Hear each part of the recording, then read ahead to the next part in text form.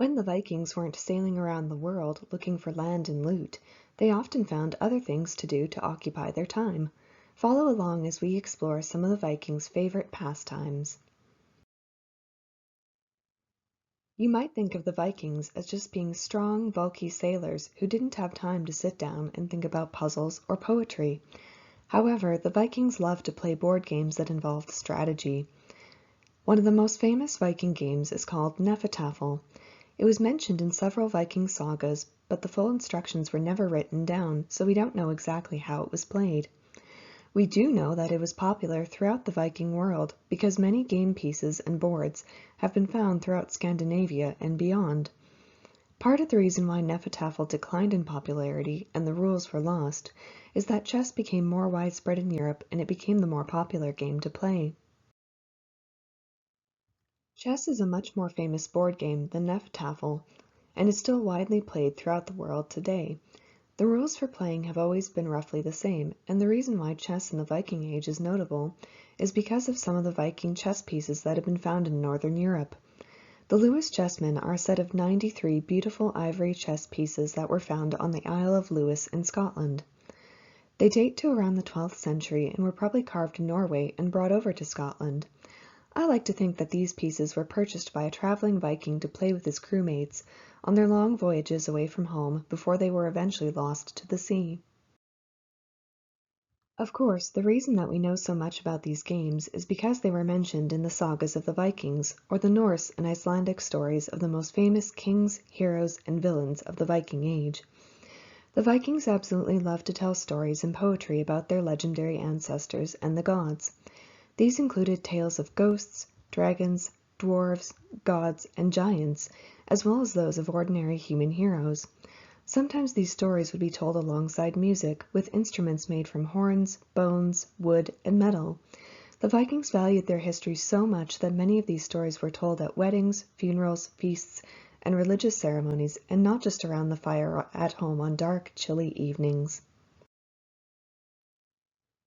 On the lighter side of things, the Vikings would sometimes spend time sharing riddles and competing to solve puzzles. One manuscript from Viking Age England included nearly 100 riddles, some of which remain unsolved to modern scholars. It's been almost 1,000 years and those Viking riddles still have us stumped. When light-hearted riddles couldn't cut it, sometimes the Vikings would have competitions of insulting poetry called flyting. Often, flyting would begin when a person called someone else a coward, and they would have to respond to that insult in a similar manner. In Norse mythology, some of the gods were known to have taken part in flyting, often before a physical battle would break out.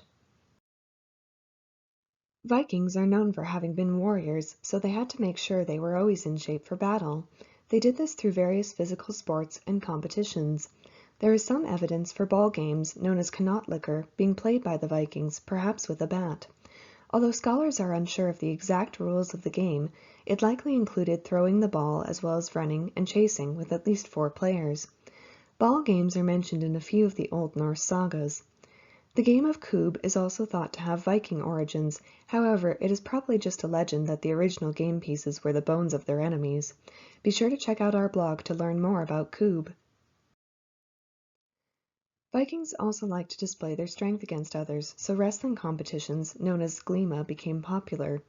According to the sagas, these were brutal events that sometimes resulted in the death of the participants. Another way that men could demonstrate their strength was by lifting and moving heavy stones farther than other men.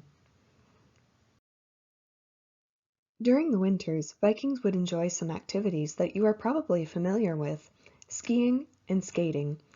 Archaeologists have found skis in Scandinavia dating from over 5,000 years ago, so it's an activity that has been around for a very long time. They have also found skates made from bone that were likely used for practical purposes, like transporting things quickly over the frozen ground, as well as fun, like going for a skate on a sunny afternoon with friends. It turns out that Vikings were actually very well-rounded people who found enjoyment at all times of the year, anywhere they went. From playing board games on remote islands, to having fierce poetry competitions at annual meetings, to making skis to travel around in the wintertime, the Vikings had hobbies that varied just as much as yours or mine.